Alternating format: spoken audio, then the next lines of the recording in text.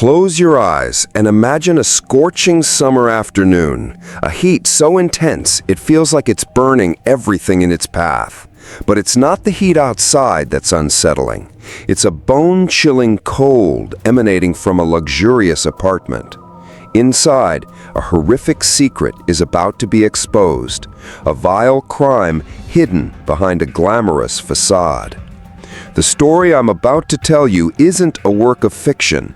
It's a true case, a tragedy born from blind passion and a web of lies. What led to the heartbreaking death of this woman? And did the perpetrator truly receive a just sentence for his crime? Join me as we pull back the curtain on the secret behind the door of apartment 1508 in a high-end condo in Fairfax, Virginia, where 6 months after a woman vanished, she was finally found in a way no one could have ever imagined. A female corpse, bloated and decomposing, was hidden inside a love seat. The crime stemmed from a secret affair. This horrifying story began on a June afternoon in 2018 in a luxury condominium complex in a bustling urban area in Fairfax, Virginia. The entire building was undergoing a routine fire safety system inspection. A team, including firefighters, building maintenance technicians, and a local police officer for supervision, was working their way through the last apartments on their list. The job went smoothly until they reached Unit 1508. They had called the apartment's owner, a woman named Jane Doe, many times over the past week to schedule the inspection, but her phone was always out of service. Today, they decided to go in person. The doorbell echoed loudly in the empty hallway, but there was no reply from inside. "Maybe the owner's been away for a long time," one of the technicians said. "No," a firefighter shook his head. "This is a mandatory safety regulation. Every unit has to be checked. If we can't reach the owner, the building management is responsible for letting us in to do our job." After trying all means of contact one more time without success, and with the police officer as a witness, the building manager decided to use the master key. The key card was swiped, a dry beep sounded, and the heavy wooden door opened. Immediately, a stale, suffocating smell from inside wafted out. It was pitch black inside, as all the blinds were drawn. The technician flipped the light switch. The white LED light illuminated a strange scene. The apartment was luxuriously furnished with expensive items, but everything was covered in a thick layer of dust.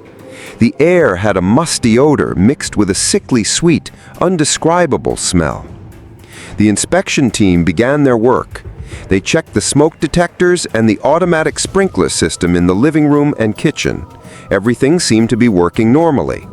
Finally, they entered the master bedroom, and it was here that an unusual sight made everyone stop in their tracks. The foul odor was much stronger here. Their eyes were drawn to a strange object in the corner of the room, a love seat. It was a curved chaise lounge upholstered in a dark red velvet fabric, but its shape was now incredibly bizarre. The entire couch was unnaturally swollen, like a balloon about to burst. The velvet fabric was stretched to the point of tearing. The seams at the corners were ripped, revealing a bit of the white foam stuffing inside. The police officer, experienced in handling local incidents, immediately knew something was terribly wrong. He motioned for everyone to step back. "This isn't a normal musty smell," he said. "It smells like a decomposing body."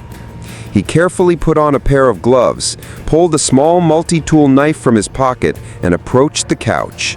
He used the blade to lightly make a small incision on the taut velvet.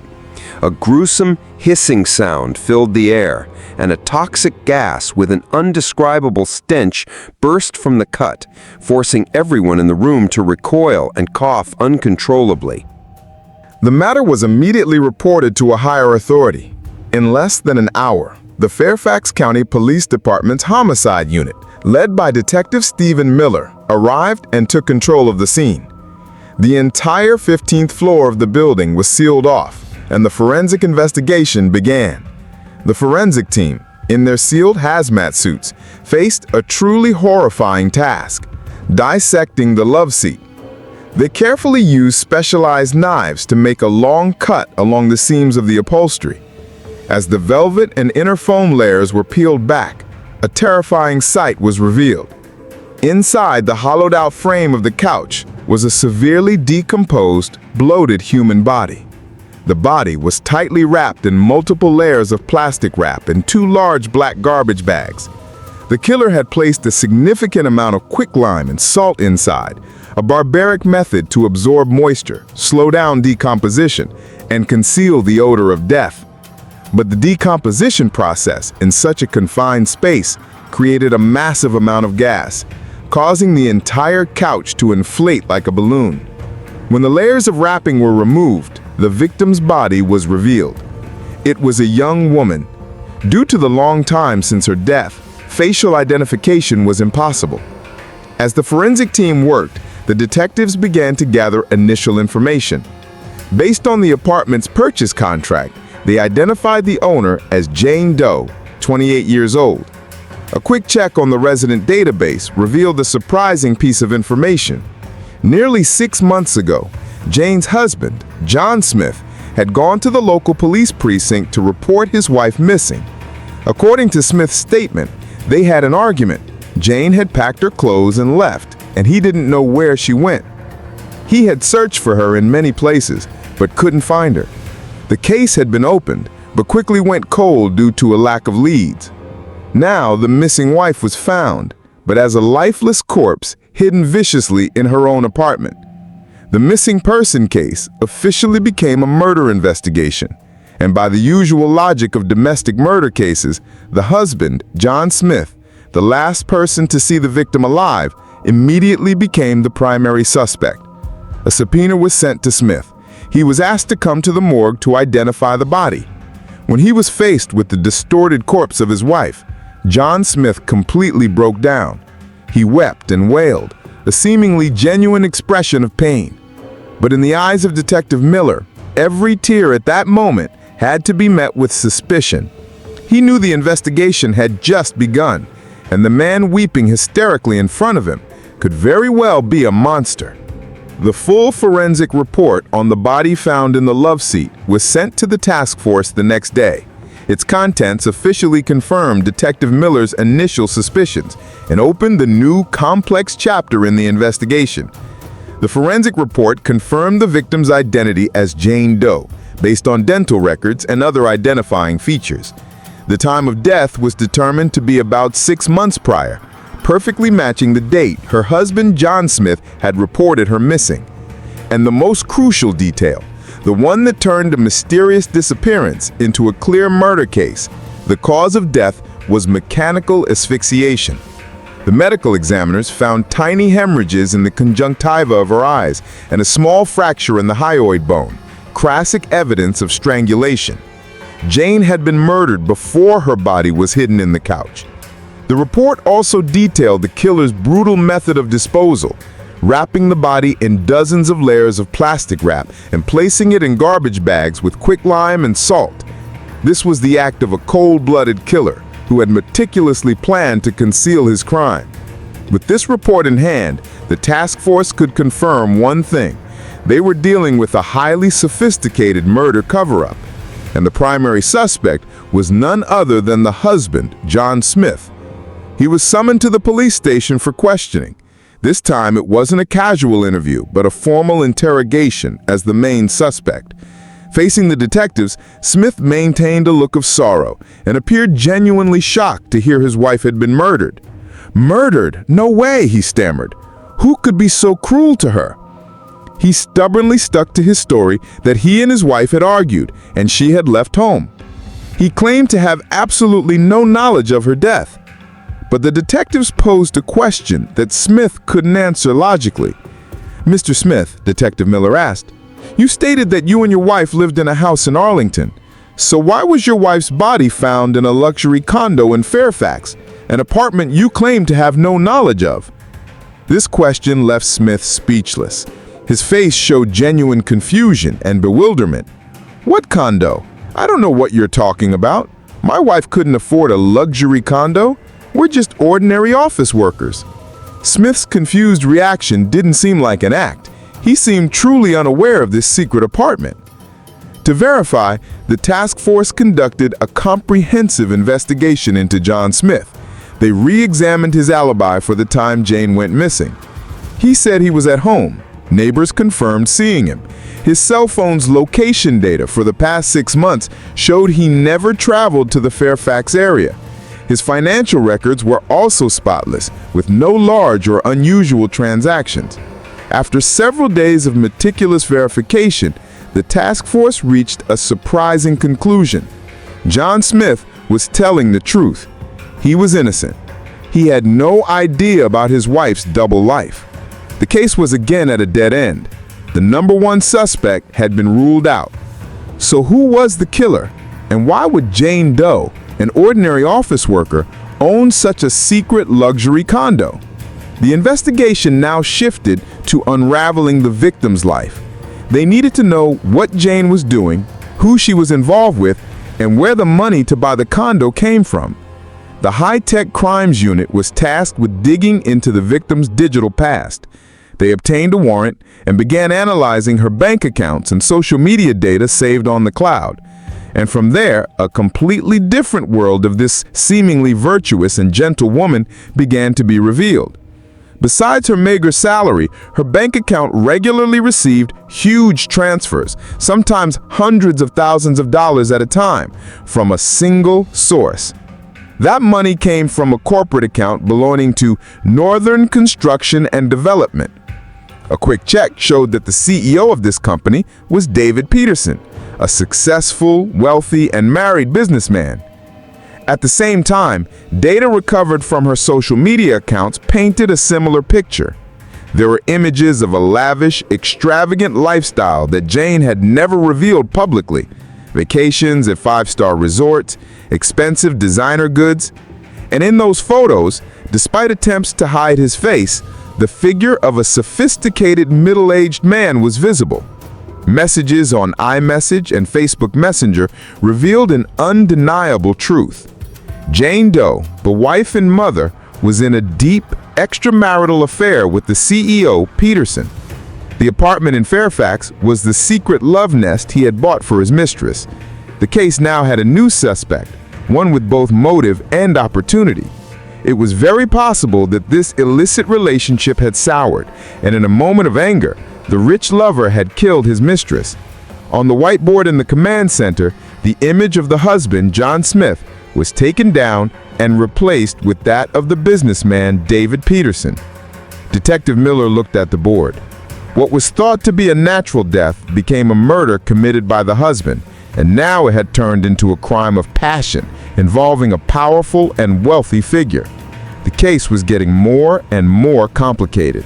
We have a new suspect, a real shark. Investigating this guy won't be easy. We need to be extremely careful. For now, gather all the information you can on David Peterson. I want to know where he was and what he was doing on the night Jane was murdered. With the primary suspect identified as the wealthy businessman David Peterson, the task force led by Detective Miller entered a new, difficult, and high-stakes phase of the investigation. Their target wasn't a street criminal or a drifter. Peterson was an old fox in the business world, an influential figure with money and many connections. Any misstep could lead to the investigation being compromised or hitting a dead end. We have to build an airtight case before we confront him directly, Detective Miller instructed during a meeting. All investigative activities must be conducted with absolute secrecy. The plan was laid out, and the detectives began a silent but comprehensive information-gathering mission. They reconstructed Peterson's entire schedule for a week, centered around the date Jane Doe was murdered 6 months earlier. They secretly obtained credit card statements, flight itineraries, cell phone location data, and spoke with everyone involved. Once they had the basic information, Detective Miller decided it was time to directly probe the subject. A subpoena was sent to David Peterson. This time, the reason given was to assist in a separate financial crimes case to keep him from becoming suspicious. At the police station, David Peterson appeared with the confident, powerful demeanor of a man used to being in control. He was accompanied by a private lawyer. He appeared cooperative, answering questions calmly. After some roundabout conversation, Detective Miller got to the point. He had someone bring in a photo of the victim, Jane Doe. "Mr. Peterson, do you recognize this woman?" David Peterson looked at the photo, his eyes showing only a fleeting, barely perceptible flicker of emotion before his face returned to its calm state. "Yes," he replied, "I know her. Ms. Doe was a partner on a few small projects for my company."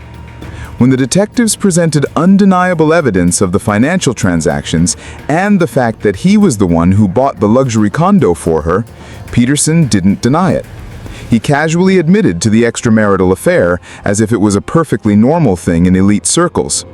"It's true that she and I had a relationship, but we ended things amicably a long time before she went missing. I was also shocked to hear about her death." And then, when asked about his alibi for the night of the murder, Peterson presented a scenario that seemed impossible to break. He claimed that he hosted a dinner party for important business partners at a luxury golf club that night.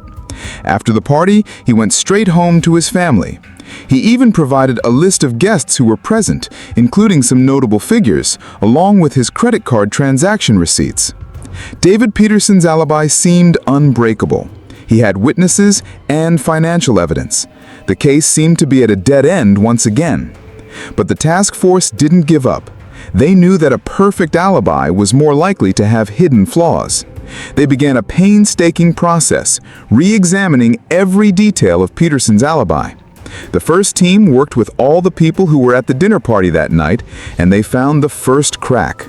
Most of the witnesses confirmed Peterson was there, but a few mentioned that he seemed distracted and kept checking his watch. More importantly, he left the party quite early, around 9 p.m., much earlier than the end time he had claimed.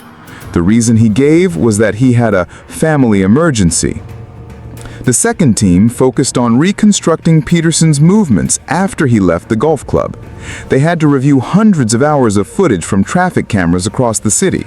It was an exhausting job, and their persistence paid off. They found Peterson's luxury Mercedes on camera, but the car's route didn't go straight to his family's mansion.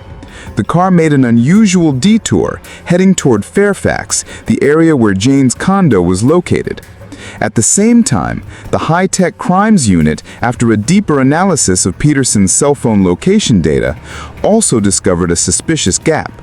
His phone was turned off for more than 2 hours, from about 9:35 p.m. until close to midnight, and the last location before it was turned off, as well as the first location when it was turned back on, were both within a radius of just a few hundred feet of the Fairfax condo. And finally, the definitive piece of evidence was found by the team reviewing the building's own security cameras. Previously, they had only checked the main entrances in the parking garage. This time, under Detective Miller's direction, they checked the security cameras of nearby houses and businesses that faced the side streets and blind spots. And they found a security camera from a convenience store that, although blurry, was clear enough to record a crucial scene. At 9:35 p.m. that night, a Mercedes with a license plate matching Peterson's car was seen parked in a secluded spot on the street behind the building. A man with a build similar to Peterson's got out of the car, looked around, and walked toward the building's side gate. Nearly 2 hours later, the same man returned, got in the car, and drove away in a hurry. All the evidence lined up. David Peterson's perfect alibi had completely collapsed. He had lied. He was at the scene of the crime on the night of the murder. Detective Stephen Miller held the new case file in his hands, which contained all the irrefutable evidence. He knew it was time to confront this old fox again. "We have enough evidence to prove he lied and was at the scene," he told his team. "Subpoena David Peterson. This time he won't be leaving so easily." The investigation was at its end. The final confrontation with the killer was about to take place. David Peterson was summoned to the police station for the second time. He was still accompanied by his lawyer, and his face still held the confident, powerful expression of a man accustomed to controlling every situation. He believed the alibi he had created was unbreakable. He didn't know that the task force was no longer following the old playbook. In the interrogation room, Detective Miller didn't rush. He started by spreading a large, detailed map on the table, showing every road and building connecting the golf club where Peterson had dined and the Fairfax condo. "Mr. Peterson," Detective Miller began, "we're not here today to hear your story again. We're here to show you the results of our investigation." And then a detailed, cold, and undeniable report was presented. Every minute and second of the night the victim was murdered was perfectly reconstructed. At 9 p.m., you left the golf club 2 hours earlier than you claimed. At 9:35 p.m., your car was recorded by a security camera parked in a secluded spot on the street behind the condo. From 9:35 p.m. until 11:30 p.m., your phone was turned off, and its last location before it went off was in that very area. And here, Detective Miller placed the final, enlarged, and crystal-clear photo on the table. The image of a man with the exact same build as him, getting out of his Mercedes and walking toward the building's side gate. Each piece of evidence was like a hammer blow, slowly shattering David Peterson's facade of confidence. He began to sweat. The lawyer sitting next to him could only remain silent. Their perfect alibi had been completely destroyed by science and the persistence of the detectives. Knowing he could no longer deny it, David Peterson finally bowed his head. He began to confess everything. His confession was a tragic story of a secret affair that had spiraled out of control. He admitted to the relationship with Jane Doe.